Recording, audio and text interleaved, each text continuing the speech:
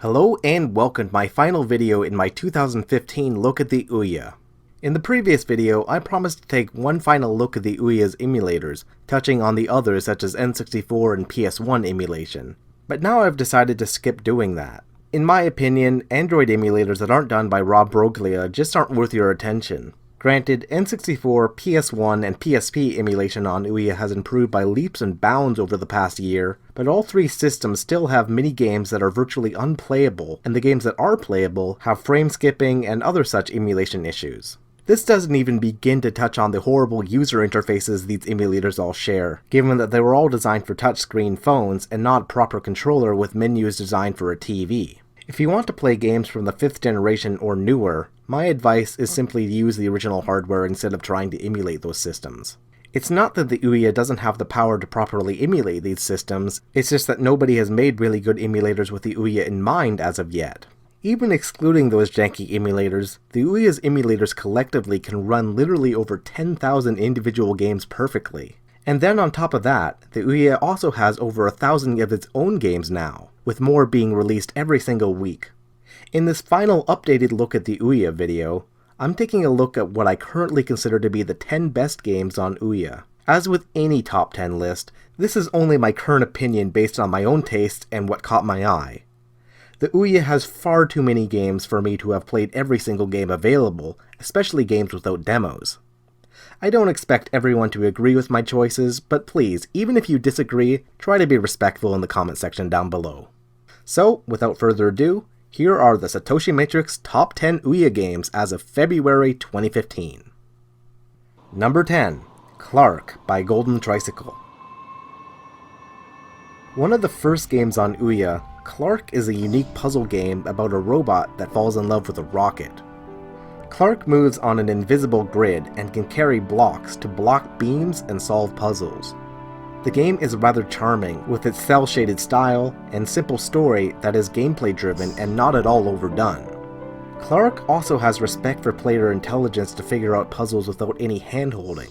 Some of the puzzles are tricky, but you feel so much more accomplished when you solve a puzzle on your own rather than getting constant hints. The game has excellent sound, graphics, and control. The demo sold me on the game almost immediately. I don't recall now exactly how much it cost, but I think it was around $7. This game is definitely worth a look. Clark is 269 megabytes.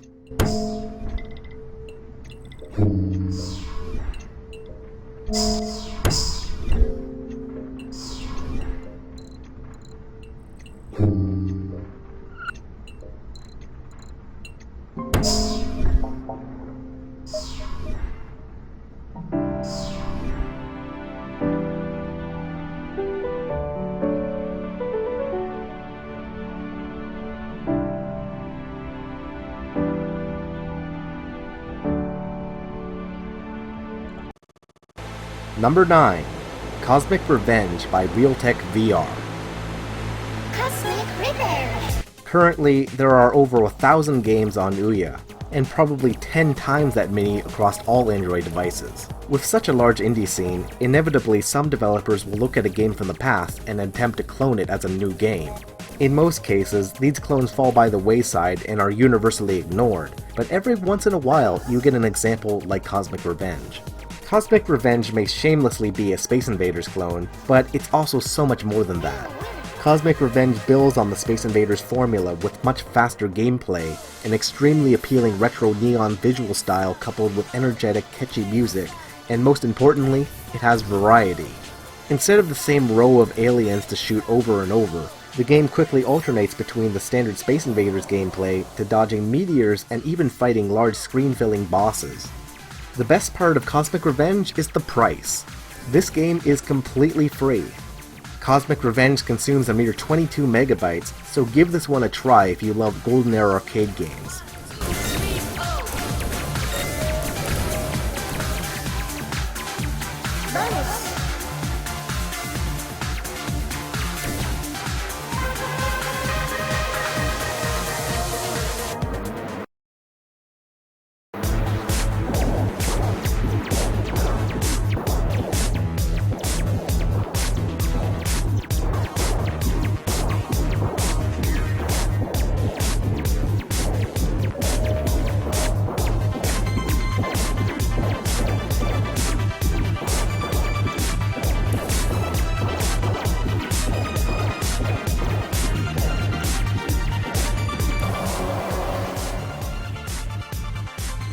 Number 8. Super Puzzle Platformer by Landon Podbelski.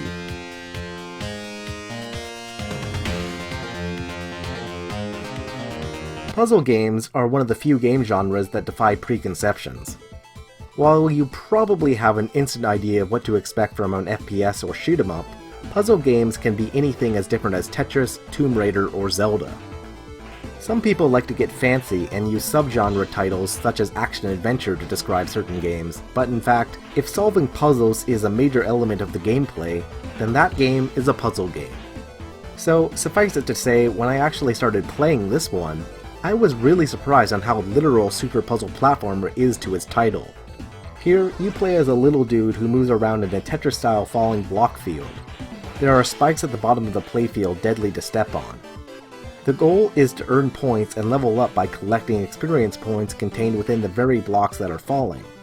Same colored blocks that are touching will all explode at the same time when one is destroyed, yielding the highest rewards. But you need to be careful since again, the bottom of the playfield contains those deadly spikes. In addition to the spikes, you also have to avoid blocks falling directly on top of you, and as you play, various enemies that fall into the playfield as well. To be perfectly honest, I'm not very good at this game at all, with most game sessions lasting only a few minutes at most, but the game manages to walk that fine line between challenging and simply frustrating. Although I was put off by the fact that the game has no demo, I'm glad I decided to bite the bullet and pay the $4.99 asking price, as this title remains one of those games that no matter how many times I die, I just want to keep coming back for more. Super Puzzle Platformer consumes 61 megabytes.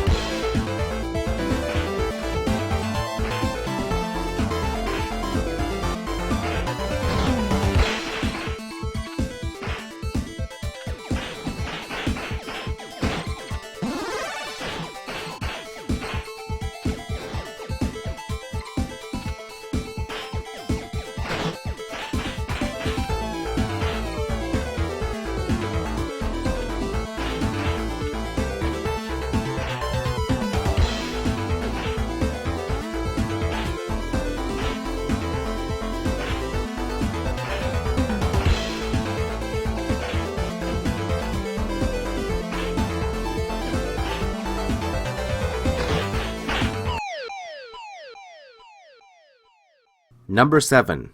V by Terry Kavanagh.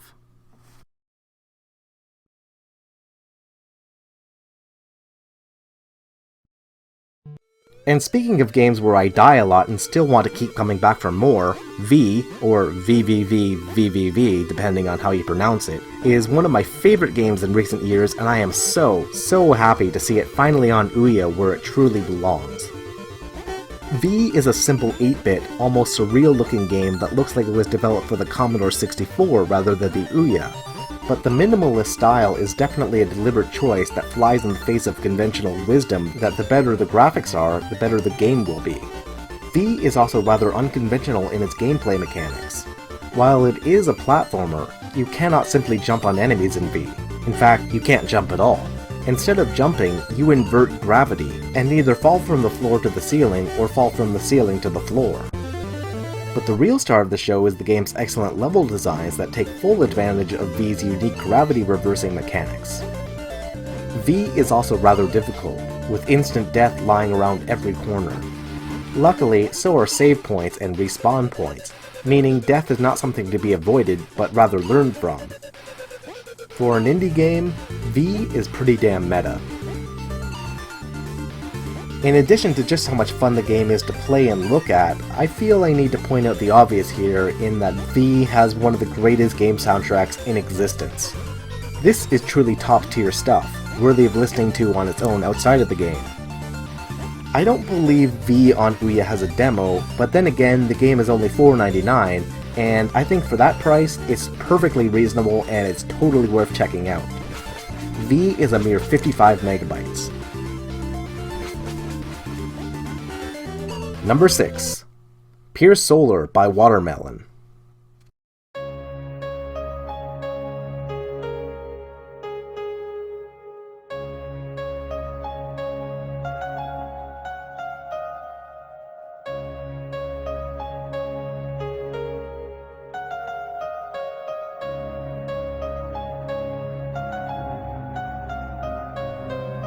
Pure Solar needs no introduction to RPG nuts, but for everyone else, here's the scoop. The small homebrew team, known as Watermelon, started development of Pure Solar in 2004 for an eventual release not on PC, but for the Sega Mega Drive. Say what you will about the Phantasy Star series, but the Mega Drive was never particularly well known for hosting good JRPGs, especially compared to the Super Nintendo. Due to the small team and ambitious nature of the project, it wasn't until 2010 that Pure Solar finally saw a release, featuring both a relatively massive 64 meg cart and a CD soundtrack that would work in tandem with Sega's Mega CD if present. The game quickly became a collector's item, with demand far exceeding supply for such a niche concept as a homebrew Mega Drive JRPG made by Western indie devs. As demand grew and grew, Watermelon decided to see if they could get funding for an HD version through Kickstarter, and lo and behold, here you have the incredible Ouya release. Pure Solar, of course, is an RPG, so I don't want to spoil the story. The game is lush and beautiful to look at, with an amazing attention to detail and a soundtrack that is of such high standards I would have expected Namco or Square to have produced it. Oh, and Pure Solar HD also has a mode that allows you to switch at any time to the original Mega Drive graphics or Mega Drive sound. Developers, take note. This is how you do an HD version of a beloved classic. If you like RPGs, Pure Solar HD is not to be missed. The game's price is on the high end of $14.99, but there is also a sizable demo that will give players over an hour's worth of content to decide if this game is for them or not. I highly recommend buying this game, but at least check out the demo. Pure Solar is a heavy 1.2 gigabytes, so thank God you can store games on an external hard drive on Ouya.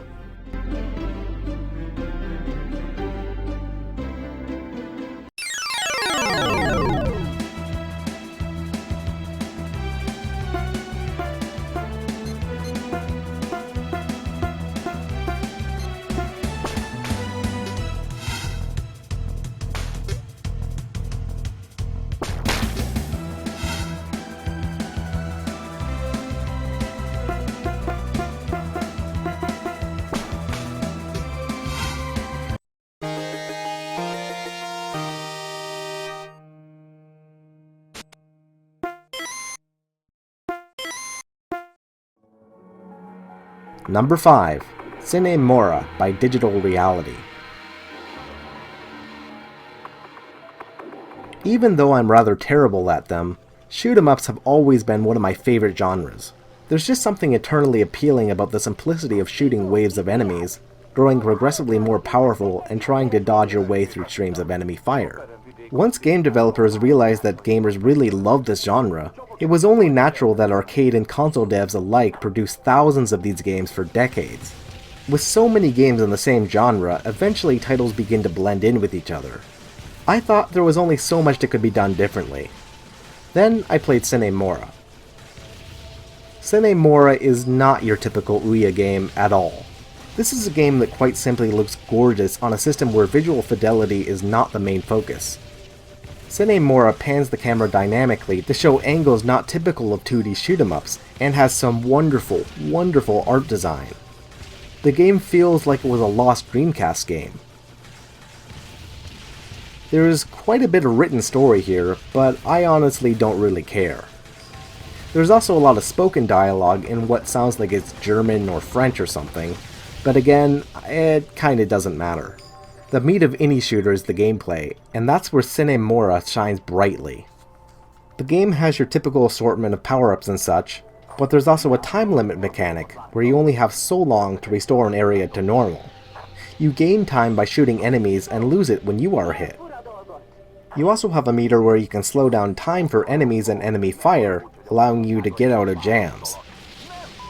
I bought Cine Mora almost sight unseen when I first got my Ouya in 2013, so I don't really remember what the price on this one was. Anyone with an Ouya who hasn't bought it, let me know and I'll add an annotation right here. There's a free demo, so check it out for yourself before you buy it. This game is 364 megabytes.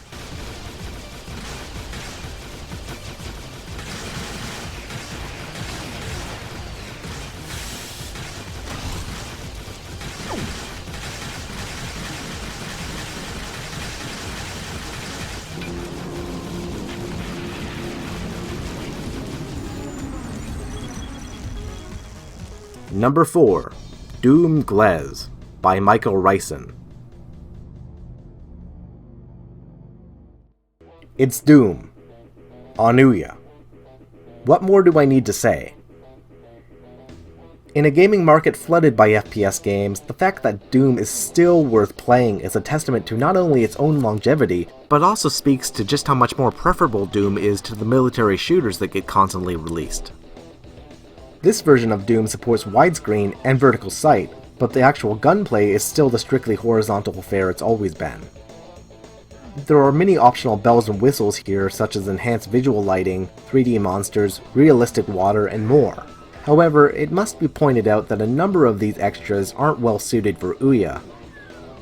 When they are enabled, they tax the hardware to the point where the game actually becomes rather slow, instead of the quick-paced Doom should be. These features are all optional, of course, so I can't really be mad at the game for features that you can simply turn off. Controls are entirely customizable, and although it's a tough call, I think I like Doom GLES on Ouya even more than I like Doom X for the original Xbox. Doom GLES runs Ultimate Doom, Doom 2, and the final Doom expansions, as well as Free Doom 1 and 2. There's a free demo version that allows users to play Doom Shareware and Free Doom. Full compatibility costs $3.99, a very reasonable price to play such excellent games on an HD TV in your living room. Doom GLES is 161 megabytes.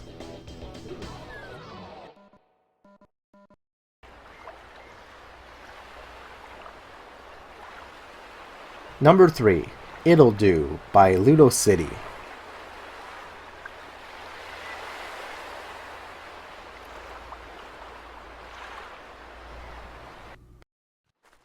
Zelda, the parody, the game. It'll Do puts you in the shoes of It'll Do, who I thought was a boy at first, but after I noticed her budding breasts and thought of the character, I think it works so much better that It'll Do is actually a snarky young girl. Everything about her, from the way she looks to her attitude to her name, It'll Do, just reinforces the appeal of this character and this game. It'll Do is an overhead action puzzle game very similar to the original Zelda games, most notably Link to the Past and Link's Awakening. The imperfect, cartoony visual style offers a lot to the game, as does the writing, with its many fourth-wall jokes, such as It'll Do commenting that the Ouya controller doesn't actually have a start button, and asks, "What kind of bootleg controller is this?" As an Ouya owner and supporter, that kind of in-joke is just awesome and well appreciated. If you've ever played any of the classic Zelda games, you know exactly what to expect here. Explore an overworld to find dungeons, enter those dungeons, solve block puzzles and kill enemies to unlock doors and chests, gain new items, and defeat bosses. It's an old formula, but it works exceedingly well, and It'll Do is a very impressive indie game worthy of spawning sequels someday. There's an unusual amount of polish here, considering this is an indie game. The game's price at $9.99 is kinda high for Ouya, but given the love and attention that was obviously put into this game, the price is very reasonable. There's a free demo too, so give this one a try. It'll Do is 109 megabytes.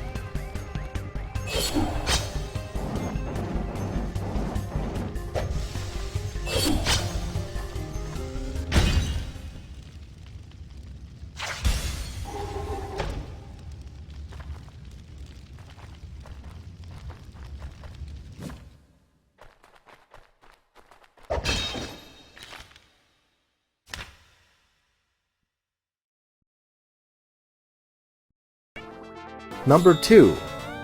Maldita Castilla by Loco Melito.